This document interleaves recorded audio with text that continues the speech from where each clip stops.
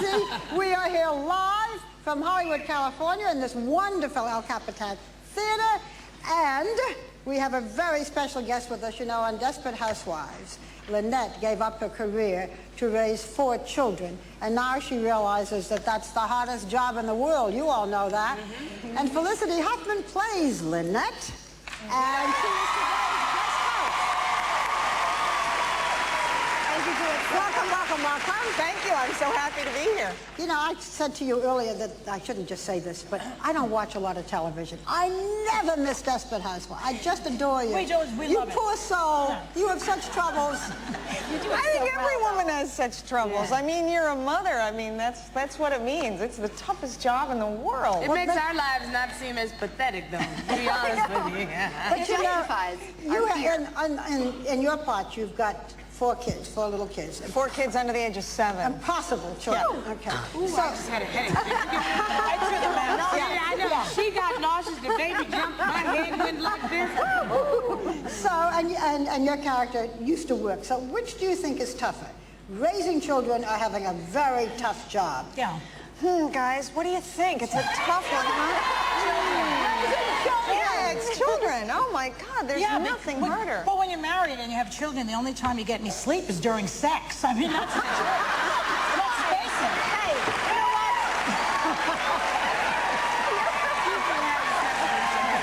You ladies are wrecking my future for me, okay? It's all right. You can look forward to some nice rest now.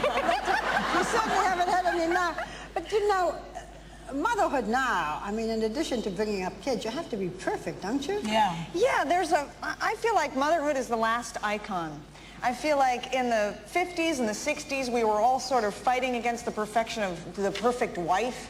And then we found ourselves, and now I feel like we're struggling under the perfection of motherhood. You know, there's one right way, and there's an odd, unspoken competition. Yeah. And no one really talks about how difficult it is. Yeah. You know, everyone goes, oh, baby, that's so great. And it is great. But no one goes, oh, my God, you're going to lose your mind. You're going to be taken. You're absolutely right. Yeah, you're not going to recognize yourself. It's 24/7. Sounds like a ball. And you can't, yeah. And you can't admit These it. days, if you don't breastfeed, Oh, my God. you are. Oh, The you child's know, going to be ruined for life, right? You know what? And you have to breastfeed for 2 years, you know, and your breasts are dragging along the floor. And you, Putting them up. You have 2 little girls yourself, 2 and 4. Yes, I have a 2 and a 4-year-old. Do you ever say, I'm sick of you both kids? Oh, yes, I do. And, you know, and you're not even allowed to do that. I mean, I have a friend who turned to me and she went, I hate giving her a bath at night. And she had to immediately follow that by going, I love her. And where's the room to sort of go, I can't stand my kids today. You can hate your job, you can hate your husband, you can have a fight with your friends, but ooh, your kids are saying... But you have, that woman could drown that baby. She sounds crazy. No. Because See what I mean? See, you immediately did that. Doing it already. When I grew up, my mom would say some of the craziest things to me. I mean, the one that I loved the most was, if you do that again, I'll knock the black off you. And she couldn't do it. And she just puts you right in your And place. all of a sudden, you know, from a little intellectual child's perspective, I'd be white if she hit me. You know, you're a girl. But you can't say that I can say it nowadays. because look what happened to Michael Jackson.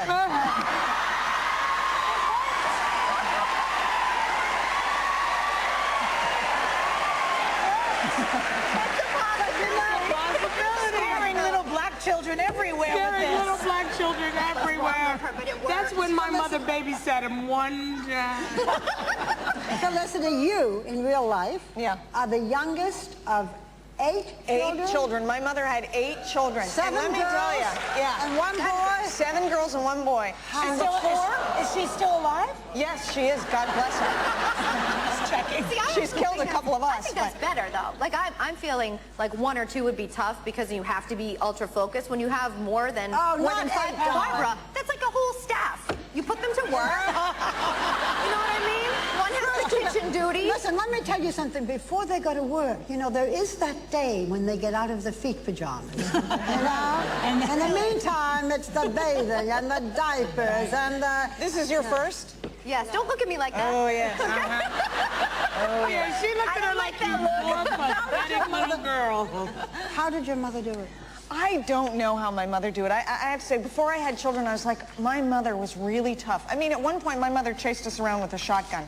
I know, that's a little extreme.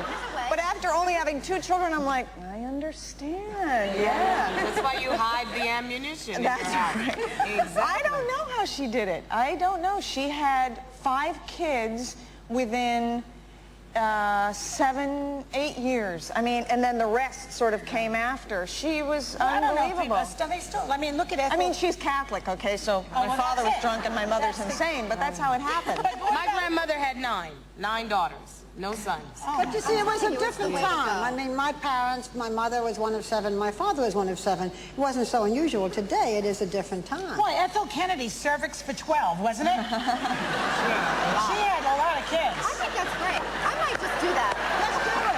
Would you?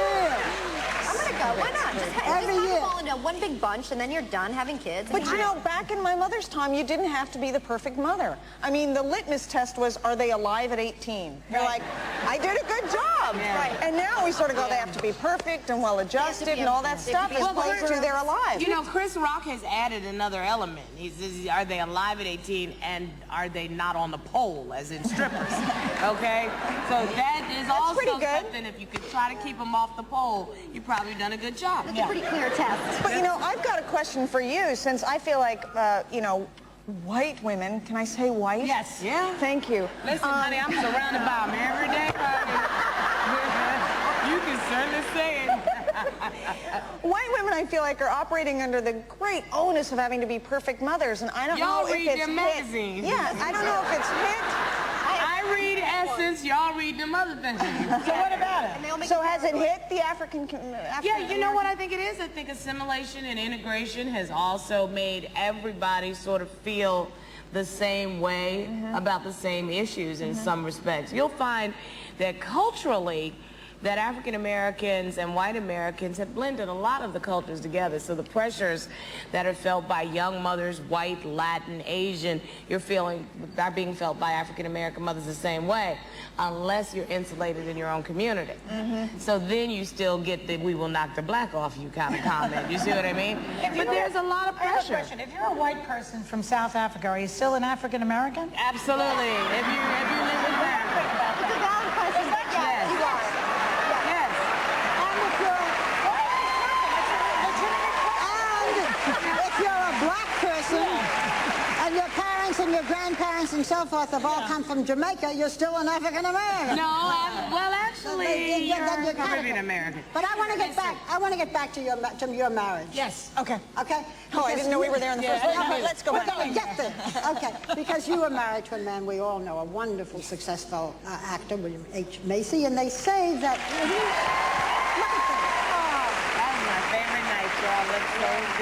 But they say that when 2 actors marry each other, it is the most difficult kind of marriage. I mean, you always say, oh, they broke up because there's 2 careers.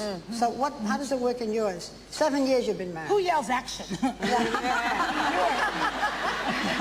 Since the kid's him, and I'm like, I'm sleeping.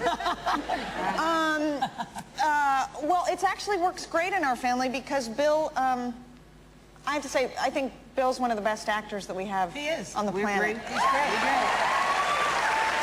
And when I met him, he was one of the best actors on the planet, and so he's just always in a different league than me, so there's no competition. I look up to him, I admire him, I call him all the time for advice. I call him on the set going, I have a scene, I don't know how to do it. He's like, okay, read it to me, and then he helps me. Oh, that's so nice. So nice. So And, nice. you know, he has my best interests at heart.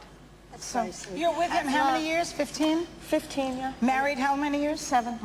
That is Yay. Yeah. good for you. Well, we won't Well, you know, I mean, listen, marriage is a process. I don't know how to do it. It's the new frontier. It's not space, it's marriage. Well, there's another husband that we want to get to, and we will, when we come back with more Hot Topics, a surprise.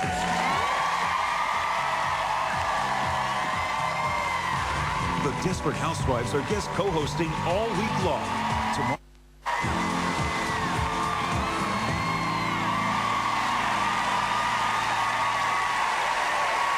We're back, and we're going to keep our surprise until the end, so don't you dare go away. You know what? Wait a minute here. I have a bone to pick with you. What is happening on Wisteria Lane, and where are the black girls? Okay.